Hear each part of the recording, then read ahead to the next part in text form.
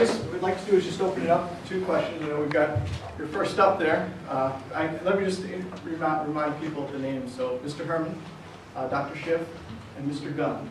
Mr. Gunn, in case you have specifics for the panels. I have a question for Mr. Gunn. Yes. On the cost and the payback information you showed on your screen, is that industry average or is it just for your product? Yeah, industry average. Hang on, I got 3 parts to the same thing. And does that include the credits in your calculations? For when calculating the rate of return and the payback? Yeah, it would factor in the total installed cost, and then we take the tax credits. So the return is based on including the credit. It's including the credits. Without the credits, 12-year payback, typically somewhere around there, which really isn't that bad in the grand scheme of things. You still get 12 positive years. Depending on the scale and what your source of natural gas, it may be a little higher, oil, electric, propane, much better, but typically 3 to 4 years on domestic hot water system, and with the rebates is our payback.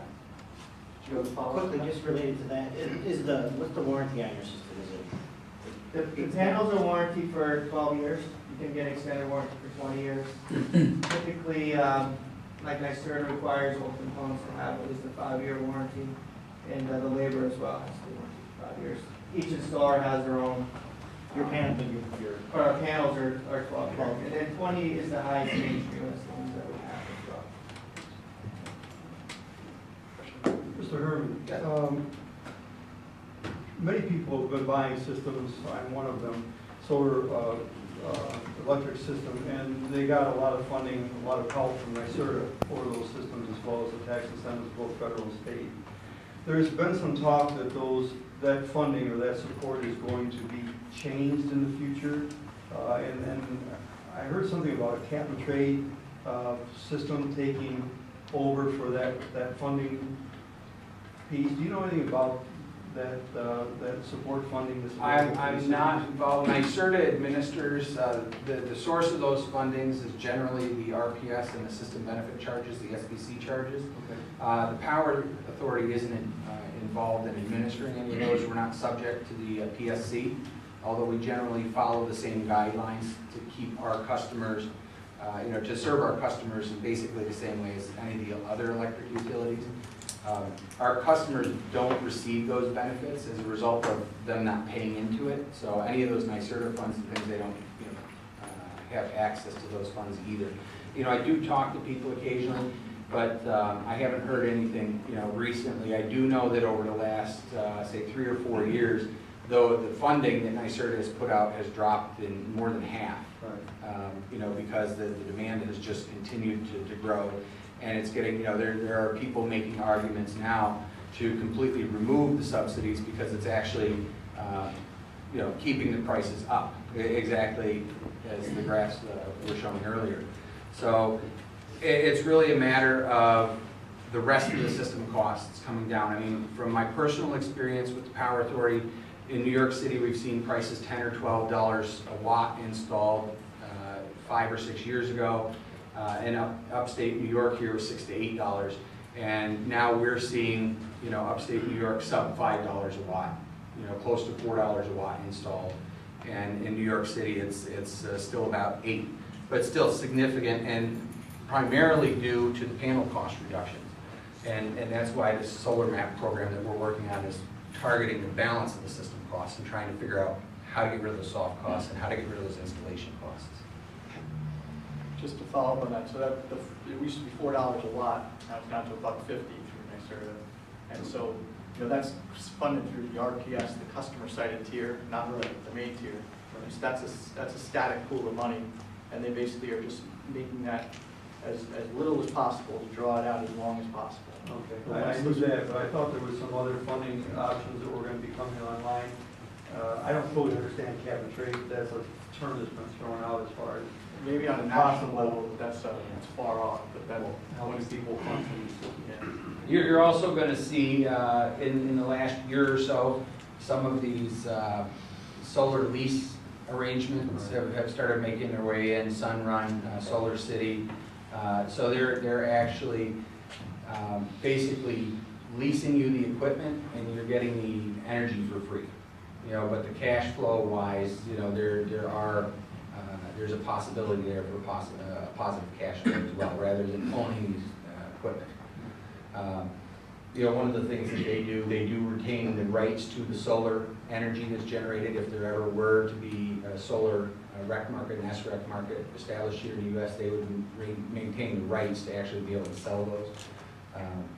You know, so there's some give and take as far as what the most beneficial application is. You know, how do you do that with a system if you're selling your house during the your lease term?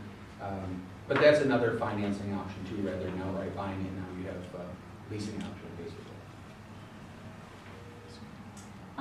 So concerning the storage project, sodium sulfur, why did you choose that storage system? Is that connected to renewable systems?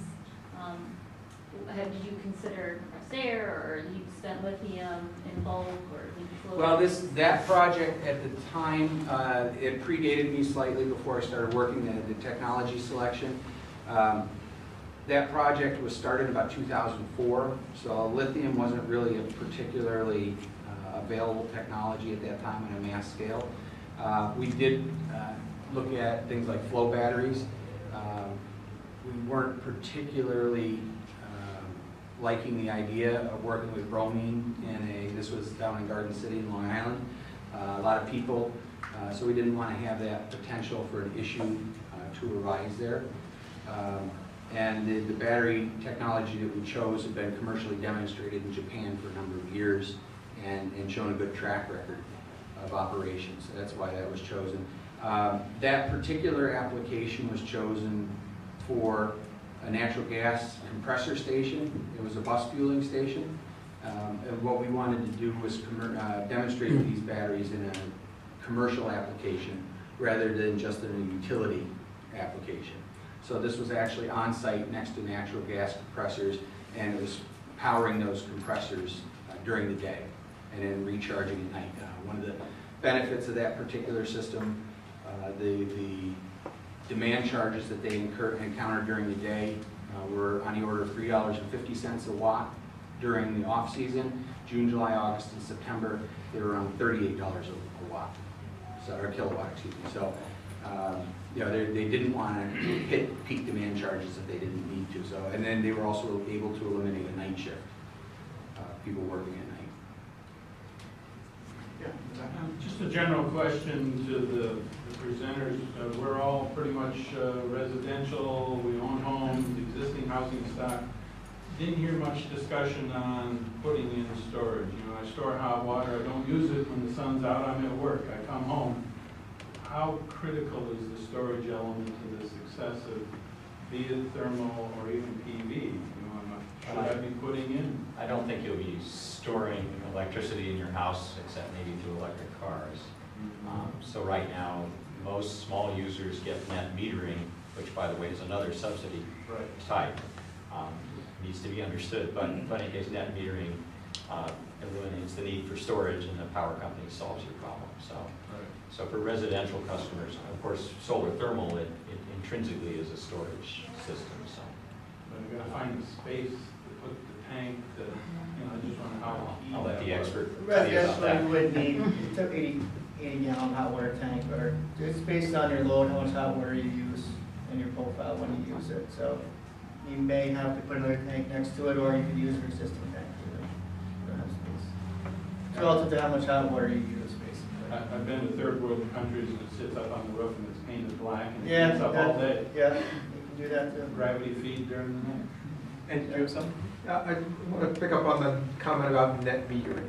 And so the net metering, residential user, if you're producing more electricity than you're consuming, then those electrons are going out on the grid and your meter is turning backwards.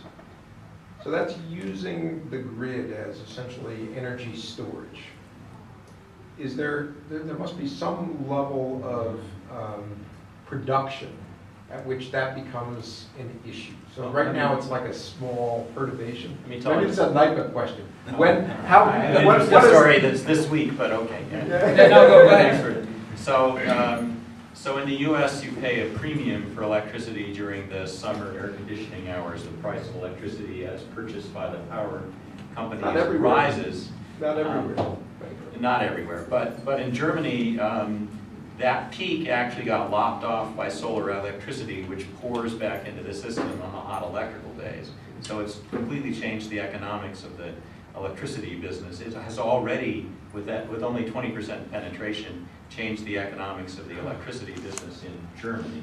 I don't know if it's had any effect here. We don't have anything like the saturation. Yeah, no, not on a large scale like that.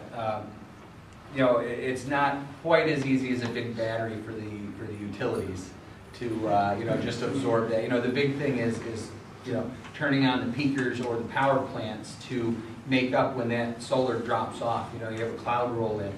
So some of the research that's being done that's out there is in forecasting. You know, can you tell when these things are going to come off? Or advanced inverter technology, so you have some ride-through capabilities of, you know, if the output's a little bit lower, rather than, you know, you get to a point where the PV system has to shut off, you know, because of, that's what the interconnection standards say, you know, can you ride through at a lower level and continue to provide support rather than having all of these systems just shut off. The easiest solution is energy storage, but it's definitely not the cheapest solution. And, you know, until and if long-term energy storage, whether it's compressed air energy storage or battery energy storage of some type, you know, until those prices come down to make it feasible, you know, you're really, it's not a particularly functional, you know, on a large scale until you need it, you know. And once you need it, then it becomes very, you know, it's like a backup generator. It serves no purpose until the power goes out. And then it's very critical if you need it. So, but it would help smooth to have some type of energy storage, you know, and particularly, and every market has the same thing. There's areas that are particularly congested. You know, New York City it's difficult to get enough power to the city to keep them running, especially on these peak days. The Power Authority has a peak load management program. We have in place agreements with our customers that participate. When we activate these, we can do that up to 10 days a year.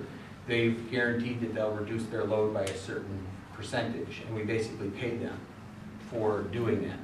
And they turn that off, and that helps alleviate some of the strain on the grid, but you're doing that when, you know, on these 95-degree days when people really want to be, you know, cranking the AC. So there's always trade-offs to be made.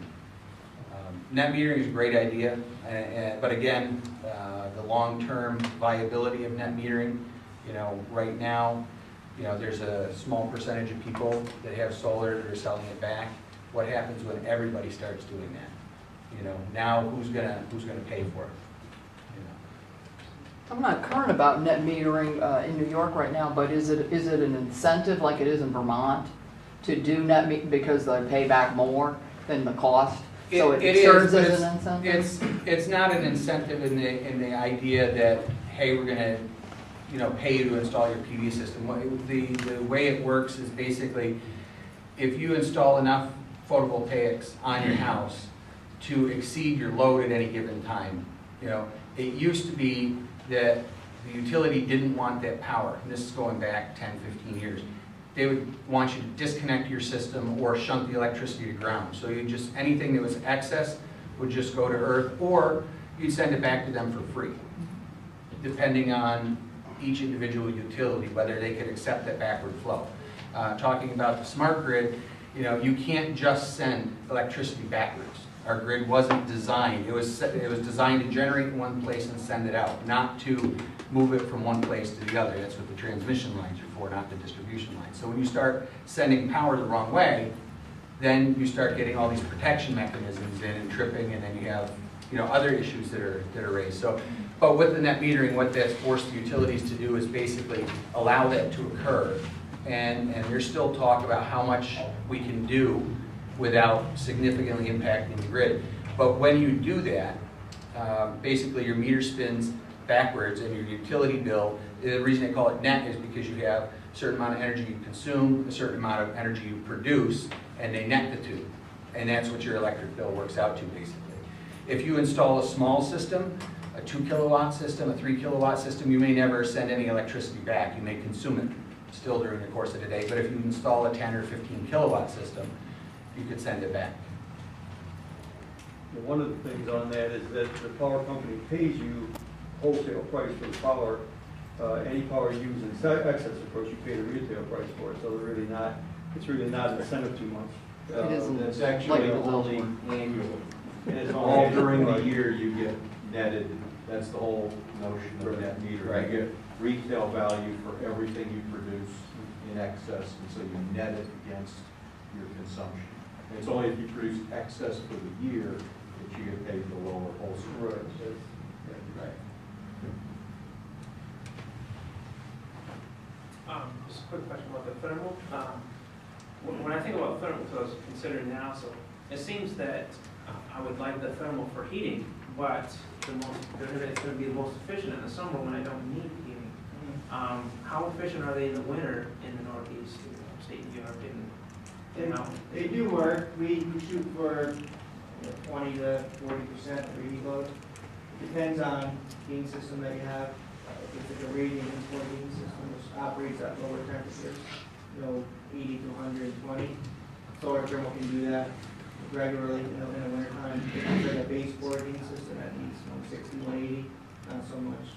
So it kind of depends on the marriage between your heating system and your temperatures needed.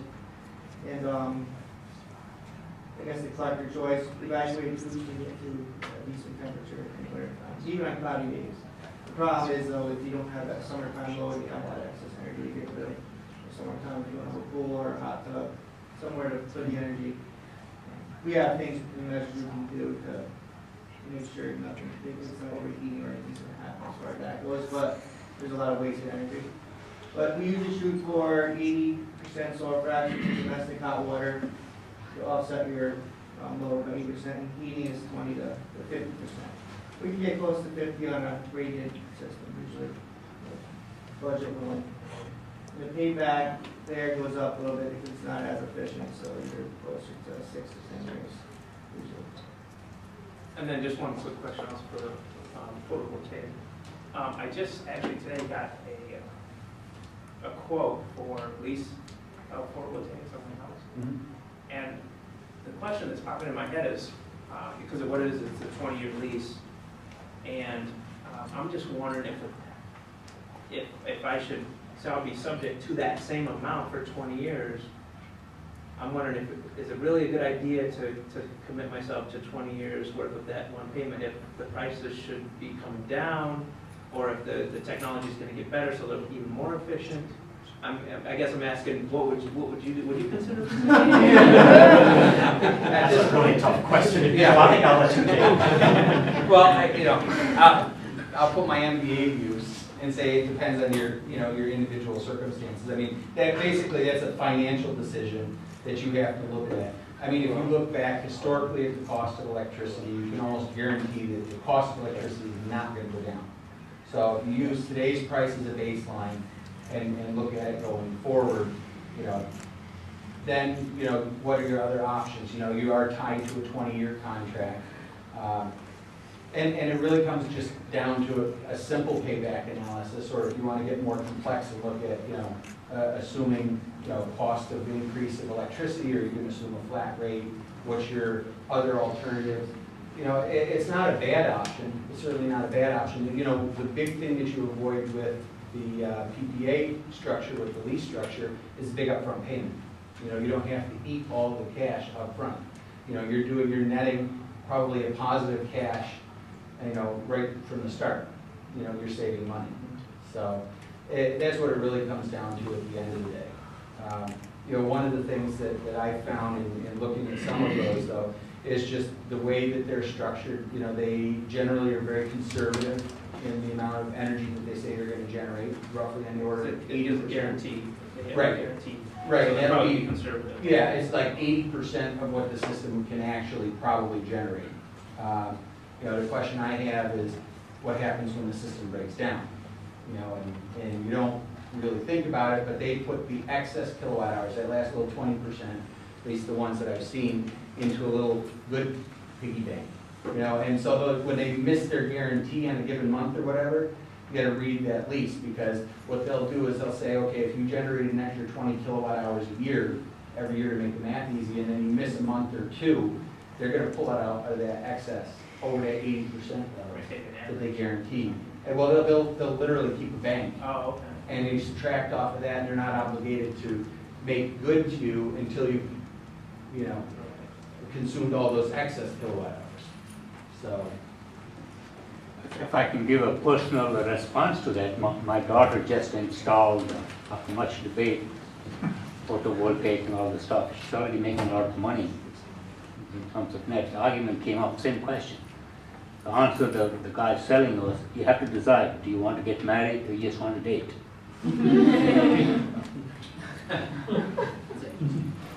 Yeah. I'm just going to ask, if you could change one thing to accelerate that movement towards grid parity, what would that be?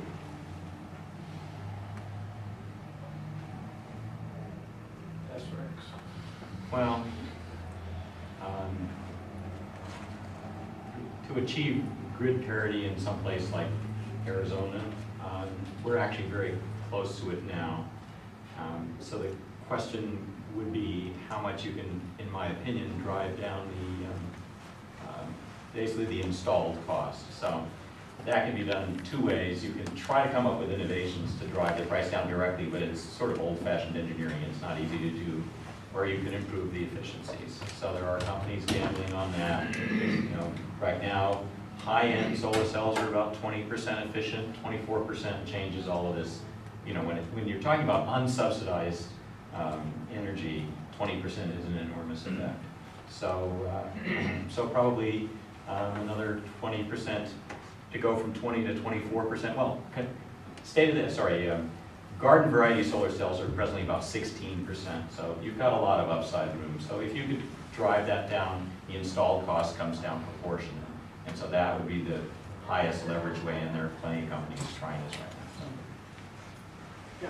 I have a quick question. We are in the architectural business, and part of what we have to do is to try to advise clients, and being our expertise that is not our pure engineering, we recommend to clients whether a photovoltaic system makes sense or a thermal system makes sense. And if you are thinking about generally New York State and a commercial application versus a residential application, for you, the experts, when would you recommend or consider one system versus the other? Thinking about typical uses, 9 to 5, where in a lot of cases there is a heating load and a cooling load in different times of the year. So what would be almost like the conceptual guidelines for us to understand when should we even tell our engineers, let's investigate, let's compare this system versus the other? When would you recommend the photovoltaic versus the thermal? Well, my immediate response is, you know, get your engineer to their training first. You know, so he can speak knowledgeably about the solar thermal side of things. And then it really comes down, I've said it before, it really comes down to the application and the financial analysis. We do that every time we go do any of these projects. You know, the only thing the customer really cares about at the end of the day is the payment. You know, there's going to be things that you can do with solar thermal or solar electric in almost any building and almost any application. There'll be some use one way or the other. Which is more beneficial is really going to come down to you know, hospitals have a lot of need for heat, you know, for their laundry, for you know, doing their dishes, showers, everything like that. So there's a big thermal need there. But they're also huge consumers of electricity. And some of them have access to certain rebates. You know, USDA has rebates, or had at one time rebates for solar electric if you were working with people that have farms. You know, so that's another source of potential funding. So you know, there's a great website, Desire, You know, you can go look at that. That has a pretty good listing of a lot of the rebates that are out there. And then just have your engineers get familiar with the applications, and it's really a financial calculation. And there's also a timing issue. I mean, one thing you learn from following the solar electric business is the price is not well defined. It's been plummeting lately. So do you invest now, or do you invest a few years from now and it's dropped another factor of 2? The same question applies to solar thermal. How fast is the price dropping? When do you make your investment? And then it's offset by all of these subsidy programs. So it seems like a pretty complicated The other thing is a solar electric system is a permitted process, has to go through the local utility. Solar thermal is basically, you know, get a plumber in there basically and install this thing. Yeah, some customers may require load analysis of the roof to make sure that the roof structure can be supported. You know, residential customers don't really demand that. Commercial customers may. But, you know, there's no permitting. So I would assume generally that, you know, I shouldn't say no permitting because it's construction stuff, but it's not a complicated electrical interconnection process that can really slow things down a lot of times with the PV systems. You know, we've seen anything from a few months to the better part of a year or more trying to get electrical stuff interconnected. So if you're looking to get your customer results, get in and get out and not be involved in a project for a long time, I think solar thermal probably has a little advantage in that particular arena.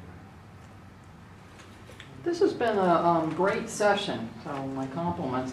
But anecdotally, just looking around central New York, it really seems like we just don't have the degree of solar installations of any kind compared to other parts of the country or world when we travel. And I was just curious what kinds of R&D is going on locally and what opportunities there are for test beds or partnerships to accelerate it so we can have more demand. You know, we'll generate more demand if we have more that we see on a daily basis locally. I think you got somebody that's working on something. You're sitting on one. Right. And the kind of research I do is mostly directed at improving the efficiencies of the modules. There's not a tremendous amount of that going on in this area, but it's also not a regional kind of research. It doesn't, you know. On the more detailed question of what we could do locally to increase acceptance, maybe we should let Ed discuss that. He's more likely to know the details, but there's a lot we could be doing. So. I just, before Ed takes over real quick, I will mention with our market acceleration program, that's part of the same questions we're asking. We're investigating, you know, what experts and what resources we have here in New York State. The Power Authority's recently signed a couple of letters of, you know, to kind of focus the DOE, a couple of, both the Nano Science Center and Albany Center of Excellence and GE have put in separate proposals to the Sunshot Initiative, to the DOE on balance of system costs, so we're supporting both of those efforts. And like I said, we've been installing systems for 20 years, education outreach, making people aware of solar that it's out there. I think Ed needs to finish. Well, so I'm going to thank the speakers. But just, I was going to point to the NYPA Market Acceleration Program. Governor Cuomo, in his State of the State address in January, announced a commitment of the state to engage NYPA and NYSERDA and other agencies. I forget the target, double, quadruple by 2013, I think. Yeah. So we will be installing PV on the roof shortly. We're going to be developing this this area where we have these natural plantings around the fences. Will be a intermodal transportation facility that's going to have PV right at the street, used for producing electricity for electric vehicle charging stations. So you can look forward to having a high-profile area of demonstrating the technologies right at the street and on the roof. And I expect through the initiatives at the state and through NYPA that you're going to see more installations regionally. So I do want to thank the speakers for this forum, and thank everyone here. Thank Jim for moderating. We have a few modest refreshments in the room right around the corner. If you can stay, please stay for a while and network with us. Thank you again.